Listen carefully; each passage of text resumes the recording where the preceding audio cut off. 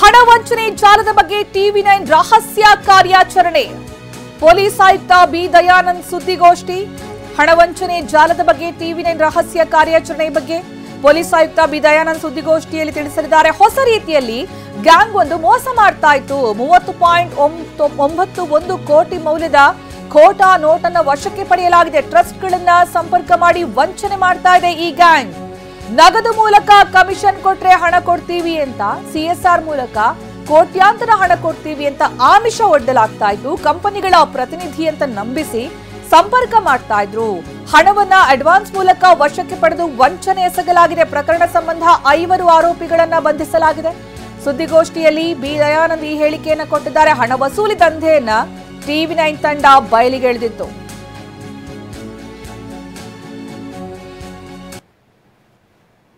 ನಲ್ಲಿ ಈ ರೀತಿಯ ಒಂದು ಪ್ರಕರಣ ಅಂದರೆ ಮೋಸ ವಂಚನೆ ಒಂದು ಹೊಸ ವಿಧಿವಿಧಾನ ಇದುವರೆಗೆ ಬಹುಶಃ ಕಂಡು ಬಂದಿರಲಿಲ್ಲ. ಈಗ ಇದು ಬೆಳಕಿಗೆ ಬಂದಿದೆ. ಬಟ್ ಇದು ಈ ರೀತಿ ನಡೀತಾ ಇತ್ತು ಅಂತಕ್ಕಂಥ ಒಂದು ಮಾಹಿತಿ ಗುಸುಗುಸು ಇದ್ದೇ ಇತ್ತು. ಇದು ಮೂಲತಃ ಕೆಲವು ವಂಚಕರ ಒಂದು ಜಾಲ. ಈ ಟ್ರಸ್ಟ್ಗಳೇನಿದ್ದಾವೆ ಅವರುಗಳನ್ನು ಸಂಪರ್ಕಿಸಿ ಅವರುಗಳಿಗೆ ನೀವು ನಗದು ಮುಖಾಂತರ ಹಣವನ್ನು ಕೊಟ್ಟರೆ ನಾವು ನಿಮಗೆ CSR ಮುಖಾಂತರ ಅದಕ್ಕೆ ಇನ್ನೂ ಹೆಚ್ಚು ದೊಡ್ಡ ಮೊತ್ತದ ಹಣವನ್ನು ಕೊಡಿಸ್ತೇವೆ ಅಂತಕ್ಕಂಥ ಒಂದು ಭರವಸೆಯನ್ನು ನೀಡಿ, ಉದಾಹರಣೆಗೆ 40 ಲಕ್ಷ ನೀವು ನಮಗೆ ಕ್ಯಾಶ್ ಕೊಟ್ಟರೆ ನಾವು ನಿಮಗೆ 1 ಕೋಟಿಯಷ್ಟು ನಗದು ಹಣವನ್ನು ನಾವು ನಿಮಗೆ ನಗದು CSR ಹಣವನ್ನು ನಾವು ನಿಮಗೆ ಕೊಡ್ತೇವೆ ಅಂತ ಹೇಳಿ ನಂಬಿಸಿ, ಅದಕ್ಕೆ ಒಂದು 10% ನಮಗೆ ಕಮಿಷನ್ ಕೊಡಬೇಕು ಅಂತ ಹೇಳಿ ನಂಬಿಸಿ ಅವರುಗಳನ್ನು ಒಂದು ಭೇಟಿ ಮಾಡಿದಾಗ ಈ ಒಂದು 25 ಲಕ್ಷ ನೀವು ಹಣವನ್ನು ಕೊಟ್ಟರೆ ನಾವು ನಿಮಗೆ ದೊಡ್ಡ ಮೊತ್ತದ ಹಣ 100 ಕೋಟಿ ಅಥವಾ 200 ಕೋಟಿ ಈ ರೀತಿ ದೊಡ್ಡ ಮೊತ್ತದ ಹಣ ನಮ್ಮಲ್ಲಿ ಇರೋದನ್ನು ನಾವು ನಿಮಗೆ ತೋರಿಸ್ತೇವೆ ಅಂತ ಹೇಳಿ ಒಂದು ಪ್ರತಿಷ್ಠಿತ ಕಂಪನಿಗಳ ನಾವು ರೆಪ್ರೆಸೆಂಟೇಟಿವ್ಸ್ ಅಂತ ಹೇಳಿ ಅವರುಗಳಿಗೆ ನಂಬಿಕೆ ಹುಟ್ಟೋ ಹಾಗೆ ಮಾಡಿ ವಿಡಿಯೋ ಕಾಲ್ಗಳನ್ನು ಮಾಡಿ ಆ ದೊಡ್ಡ ಮೊತ್ತದ ಹಣವನ್ನು ತೋರಿಸ್ತಕ್ಕಂಥದ್ದು. ಅದನ್ನು ನಂಬಿ ಅವರು ಈ ರೀತಿ 20 ಲಕ್ಷ ಅಥವಾ 10 ಲಕ್ಷ ಅಥವಾ ಏನಾದರೂ ದುಡ್ಡು ಕೊಟ್ಟರೆ ಅದನ್ನು ತೆಗೆದುಕೊಂಡು ಪರಾರಿ ಆಗ್ತಕ್ಕಂಥದ್ದು. ಈ ರೀತಿ ಸಾಕಷ್ಟು ಸಂಖ್ಯೆಯಲ್ಲಿ ಜನರಿಗೆ ಇವರು ಮೋಸ ಮಾಡಿದ್ದಾರೆ ಅಂತ ಮಾಹಿತಿ ಇದ್ದು, ಅದರ ಮೇರೆಗೆ ನಮ್ಮ CCBಯ ವಿಮೆನ್ ಪ್ರೊಟೆಕ್ಷನ್ ವಿಂಗ್ನವರು ಇವರ ಒಂದು ಬಂಧನಕ್ಕೆ ಜಾಲವನ್ನು ಬೀಸಿ ಬಹಳ ಒಂದು ಚಾಕಚಕ್ಯತೆಯಿಂದ ಇವರನ್ನು ಪತ್ತೆ ಹಚ್ಚಿ ಬಂಧಿಸುವಲ್ಲಿ ಯಶಸ್ವಿಯಾಗಿದ್ದಾರೆ. ಇವರುಗಳಿಂದ ಈಗ ಒಟ್ಟು ಸುಮಾರು 30,91,60,000 ಮುಖಬೆಲೆಯ ಖೋಟಾ ನೋಟುಗಳನ್ನು ನಾವು ಇವರಿಂದ ವಶಪಡಿಸ್ಕೊಂಡಿದ್ದೇವೆ.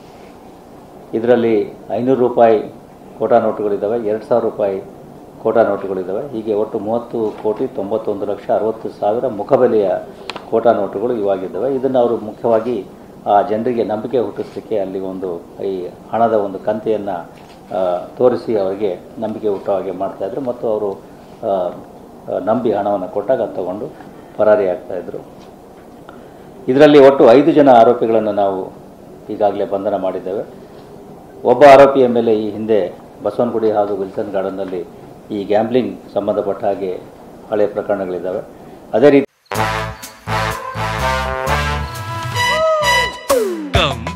Come my love, please don't say no baby.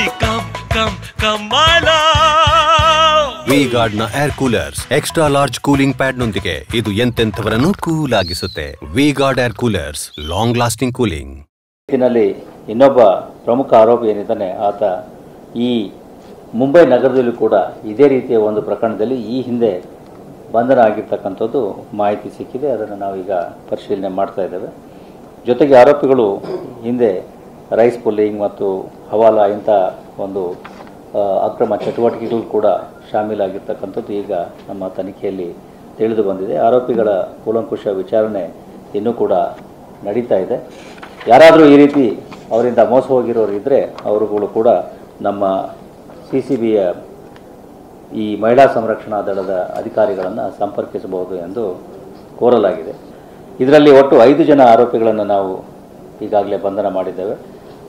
ಒಬ್ಬ ಆರೋಪಿಯ ಮೇಲೆ ಈ ಹಿಂದೆ ಬಸವನಗುಡಿ ಹಾಗೂ ವಿಲ್ಸನ್ ಗಾರ್ಡನ್ನಲ್ಲಿ ಈ ಗ್ಯಾಂಬ್ಲಿಂಗ್ ಸಂಬಂಧಪಟ್ಟ ಹಾಗೆ ಹಳೆಯ ಪ್ರಕರಣಗಳಿದ್ದಾವೆ. ಅದೇ ರೀತಿಯಲ್ಲಿ ಇನ್ನೊಬ್ಬ ಪ್ರಮುಖ ಆರೋಪಿ ಏನಿದ್ದಾನೆ ಆತ ಈ ಮುಂಬೈ ನಗರದಲ್ಲೂ ಕೂಡ ಇದೇ ರೀತಿಯ ಒಂದು ಪ್ರಕರಣದಲ್ಲಿ ಈ ಹಿಂದೆ ಬಂಧನ ಆಗಿ. ಈ ಬಗ್ಗೆ ಹೆಚ್ಚಿನ ಮಾಹಿತಿ ನೀಡೋದಕ್ಕೆ ನಮ್ಮ ಪ್ರತಿನಿಧಿ ಪ್ರಜ್ವಲ್ ಈಗ ನಮ್ಮ ಜೊತೆಗೆ ನೇರ ಸಂಪರ್ಕದಲ್ಲಿದ್ದಾರೆ. ಪ್ರಜ್ವಲ್, ಯಾವ ರೀತಿಯ ವಂಚನೆ ಪ್ರಕರಣ? ಈಗಾಗಲೇ ಆಯುಕ್ತರೇ ಹೇಳಿದಂತೆ ಇದು ಮೊದಲ ಬಾರಿಗೆ ಈ ರೀತಿಯ ಒಂದು ವಂಚನೆ ಪ್ರಕರಣ ಗೊತ್ತಾಗ್ತಾ ಇರೋದು, ಹೊಸ ರೀತಿಯಲ್ಲಿ ವಂಚನೆ ಮಾಡಲಾಗ್ತಾ ಇದೆ ಅಂತ. ಇದು TV9ಗೆ ಹೇಗೆ ಗೊತ್ತಾಯ್ತು? ಯಾವ ರೀತಿ TV9 ಇಲ್ಲಿ ರಹಸ್ಯ ಕಾರ್ಯಾಚರಣೆ ನಡೆಸಿ ಯಶಸ್ವಿ ಆಯಿತು?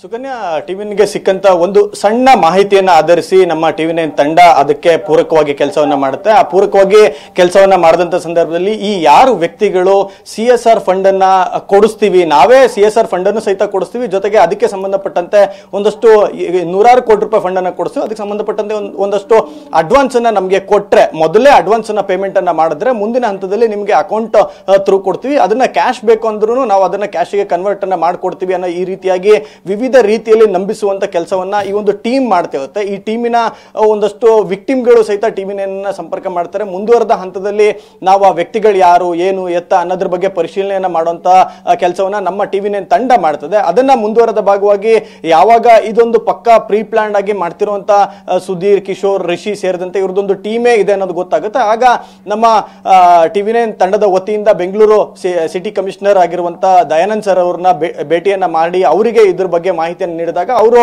CCBಯ ಮುಖ್ಯಸ್ಥರಾದಂತಹ ಚಂದ್ರಗುಪ್ತ ಅವರಿಗೆ ಒಂದು ನಿರ್ದೇಶನವನ್ನು ಕೊಡ್ತಾರೆ. ಅದರ ನಂತರದಲ್ಲಿ CCB ಹಾಗೂ TV9 ಎರಡೂ ಕೂಡ ಜಂಟಿಯಾಗಿ ಕಾರ್ಯಾಚರಣೆಯನ್ನ ಮಾಡ್ತಾರೆ. ಈ ಆರೋಪಿಗಳು ಏನ್ ಮಾಡ್ತಾರೆ ಅಂದ್ರೆ ಪ್ರಮುಖವಾಗಿ CSR ಫಂಡ್ ನ ಹೆಸರಿನಲ್ಲಿ ಒಂದಷ್ಟು ಹಣವನ್ನ ತೋರಿಸ್ತಾರೆ, ನಂಬಿಸ್ತಾರೆ. ನಂಬಿಸಿದ ನಂತರವಾಗಿ ನಿಮ್ಮ ಹತ್ರ ಯಾವ್ದಾದ್ರು ಒಂದು ಮೆಟೀರಿಯಲ್ಸ್ ಇದೆ ಅಂದ್ರೆ ಒಂದು ಕೀ ಬಂಚ್ ಆಗ್ಬೋದು ಅಥವಾ ಶೀಟ್ ಆಗ್ಬೋದು, ಅದ್ರ ಸೈನ್ ಮಾಡಿದಂತದ್ದು ಏನೇ ಇದ್ರೆ ಅದನ್ನ ಕೊಡಿ, ನಾವು ತೆಗೆದುಕೊಂಡು ಹೋಗಿ ಆ ದುಡ್ಡು ಮೇಲೆ ಇಟ್ಟು ವಿಡಿಯೋ ಕಾಲ್ ಅನ್ನ ಮಾಡ್ತೀವಿ ಅನ್ನೋ ರೀತಿಯಲ್ಲೂ ನಂಬಿಸ್ತಾರೆ. ವಿಡಿಯೋ ಕಾಲ್ ಅನ್ನು ಸಹಿತ ಮಾಡ್ತಾರೆ. ಅದಾದ ನಂತರದಲ್ಲಿ ಹಣವನ್ನ, ಅಡ್ವಾನ್ಸ್ ಹಣವನ್ನ ತೆಗೆದುಕೊಂಡು ನಂತರದಲ್ಲಿ ಅವ್ರು ಯಾವುದೇ ರೀತಿಯಾದಂತಹ ಕಮ್ಯುನಿಕೇಶನ್ಗೆ ಸಿಗದೆ ಮೊಬೈಲ್ಗಳನ್ನ ಸ್ವಿಚ್ ಆಫ್ ಮಾಡ್ಕೊಳ್ತಾರೆ. ಇದಕ್ಕಿಂತ ಹಿಂದೆ ಬೆಂಗಳೂರಿನಲ್ಲಿ ಇದೇ ಮೊದಲ ಬಾರಿಗೆ ಈ ರೀತಿಯಾದಂತಹ ಒಂದು ಅಫೆನ್ಸ್ ಕಂಡು ಬಂದಿರೋದು. ಇದಕ್ಕಿಂತ ಮೊದಲ ಬಾರಿಗೆ ಮುಂಬೈ ಆಗ್ಬೋದು, ಗುಜರಾತ್ ಆಗ್ಬೋದು, ಕೋಲ್ಕತ್ತಾ ಆಗ್ಬೋದು, ಈ ಭಾಗದಲ್ಲಿ ಈ ರೀತಿಯಾದಂತಹ ಅಫೆನ್ಸ್ ಒಂದಷ್ಟು ನಡೆದಿದ್ದಾವೆ ಅನ್ನೋದು ಸದ್ಯಕ್ಕೆ ಸಿಕ್ಕಿರುವಂತಹ ಮಾಹಿತಿ. ಇಲ್ಲಿ ಯಾವಾಗ ಹಣವನ್ನ, ಅಡ್ವಾನ್ಸ್ ಹಣವನ್ನ ರಿಸೀವ್ ಮಾಡ್ಕೊಂತಾರೋ, ಅಡ್ವಾನ್ಸ್ ಹಣವನ್ನ ರಿಸೀವ್ ಮಾಡ್ಕೊಂಡ ನಂತರದಲ್ಲಿ ಅವರು ಕಮ್ಯುನಿಕೇಶನ್ಗೆ ಸಿಗಲ್ಲ. ಇಲ್ಲಿ ಹಂತ ಹಂತವಾಗಿ ಲೇಯರ್ ವೈಸ್ ಆಗಿ ಕೆಲಸವನ್ನ ಮಾಡ್ತಾರೆ. ಕಿಶೋರ್ ಅನ್ನೋನು ಈಗ ಪ್ರಮುಖವಾದಂತ ವ್ಯಕ್ತಿ. ಈ ಆರೋಪಿಗಳು ಒಂದಷ್ಟು ನಕಲಿ ನೋಟ್ಗಳನ್ನ, ದುಡ್ಡನ್ನ ನೋಡಿದ್ರೆ ಮೈಜೂಮ್ ಅನ್ನತ್ತೆ. ಸುಮಾರು 31,90,60,000 ಹೆಚ್ಚು ಮೊತ್ತದ ನಕಲಿ ನೋಟ್ ಅನ್ನ ಇವರು ಒಂದು ಗೋಡನ್ ನಲ್ಲಿ ಸ್ಟೋರ್ ಮಾಡಿಟ್ಟಿರ್ತಾರೆ. ಬೆಂಗಳೂರಿನ ಮಾಗಡಿ ರೋಡ್ ಪೊಲೀಸ್ ಠಾಣಾ ವ್ಯಾಪ್ತಿಯಲ್ಲಿ ಬರುವಂತ ದಾಸರಳ್ಳಿ ಅಂತ ಏನ್ ಬರುತ್ತೆ, ಅಲ್ಲಿ ಒಂದು ಗೋಡನ್ ನಲ್ಲಿ ಇಟ್ಟಿರ್ತಾರೆ. ಆ ಗೋಡನ್ಗೆ ತೆಗೆದುಕೊಂಡು ಹೋಗಿ ಅಲ್ಲಿ ವಿಡಿಯೋ ಕಾಲ್ ಮಾಡಿ ಜನರನ್ನ ನಂಬಿಸುವಂತ ಕೆಲಸವನ್ನ ಮಾಡ್ಕೊಂಡು ಬರ್ತಾ ಇರ್ತಾರೆ. ಇದೇ ರೀತಿಯಾಗಿ ಸಾಕಷ್ಟು ಹಣವನ್ನ ವಂಚನೆ ಮಾಡಿ ಗಳಿಸಿರೋ ಬಗ್ಗೆನೂ ಸದ್ಯಕ್ಕೆ ಮಾಹಿತಿಗಳು ಸಿಕ್ಕಿದಾವೆ. ಮತ್ತೆ ಈ ಆರೋಪಿಗಳು ಈ ಹಿಂದೆ ಗ್ಯಾಂಬ್ಲಿಂಗ್ ಸೇರಿದಂತೆ ಇದೇ ರೀತಿಯಾದಂತ ಇನ್ನೊಂದು ಪ್ರಕರಣದಲ್ಲಿ ಮತ್ತೆ ರೈಸ್ ಪುಲ್ಲಿಂಗ್ ಪ್ರಕರಣಗಳಲ್ಲಿ ಈ ತರ ಕೇಸ್ಗಳಲ್ಲಿ ಇದ್ರು. ಈಗ ಹೊಸ ಮಾದರಿಗೆ ಇವರು ಹೋಗಿದ್ರು. ಈ ರೀತಿಯಾಗಿ ಹೋಗಿ ಜನರ ಹತ್ರ ಈಗ ಇದುವರೆಗೆ 23 ಲಕ್ಷ ಏನು ನಕಲಿ ಅಲ್ದಲೆ ಅಸಲಿ ದುಡ್ಡು ಏನ್ ಸಿಕ್ಕಿದೆ, ಈ ಅಸಲಿ ದುಡ್ಡಿಗೆ ಯಾರು ಮಾಲೀಕರು, ಇದನ್ನು ಯಾರಿಂದ ವಂಚನೆ ಮಾಡಿದ್ರು ಅನ್ನೋ ಸದ್ಯಕ್ಕೆ ಇನ್ನೂ ಗೊತ್ತಾಗಿಲ್ಲ. ಅಂದ್ರೆ ಈ ವಂಚನೆಗೆ ಒಳಗಾದವ್ರು ಏನಿದ್ದಾರೆ ಅವರು ಕೂಡ ಸುಲಭವಾಗಿ ನಾವು ಹಣವನ್ನ ಸಂಪಾದನೆ ಮಾಡಬಹುದು ಅನ್ನೋ ನಿಟ್ಟಿನಲ್ಲಿ ಇವರನ್ನ ನಂಬಿ ಇವರಿಗೆ ಅಡ್ವಾನ್ಸ್ ಹಣದ ರೀತಿಯಲ್ಲಿ 10 ಲಕ್ಷ, 20 ಲಕ್ಷ, 30 ಲಕ್ಷ ಹಣವನ್ನು ಕೊಟ್ಟು ಕಳ್ಕೊಳ್ಳುವಂತದ್ದು ಆಗಿರುವಂತದ್ದು. ಈಗ ಸದ್ಯಕ್ಕೆ ಕೇಸ್ ಆಗಿದೆ. ಈಗ ಕೇಸ್ ಆದ ನಂತರವಾಗಿ ಸಿಕ್ಕಂತ ಹಣದ ಸ್ಯಾಂಪಲ್ಸ್ ಏನಿದೆ ಅದನ್ನ ರಿಸರ್ವ್ ಬ್ಯಾಂಕ್ ಹೇಗೆ ಕಳಿಸ್ತಾರೆ, ಅಲ್ಲಿ ಕೋಟಾ ನೋಟು ಮತ್ತೆ ಅದಕ್ಕೆ ಸಂಬಂಧಪಟ್ಟಂತೆ ಏನಿದೆ ಕಾನೂನು ಪ್ರಕ್ರಿಯೆಗಳಾಗುತ್ತೆ. ಮತ್ತೆ ಈ ಗ್ಯಾಂಗ್ ಏನಿದೆ, ಈ ಗ್ಯಾಂಗಿನ ಮುಂದುವರೆದ ಭಾಗದಂತೆ ಕಾನೂನು ಕ್ರಮವನ್ನು ತೆಗೆದುಕೊಳ್ಳಿಕ್ಕೂ ಸಹಿತ ಬೆಂಗಳೂರು ಪೊಲೀಸರು ಮುಂದಾಗಿದ್ದಾರೆ. ಸುಕನ್ಯಾ, ಧನ್ಯವಾದ ಪ್ರಜ್ವಲ್.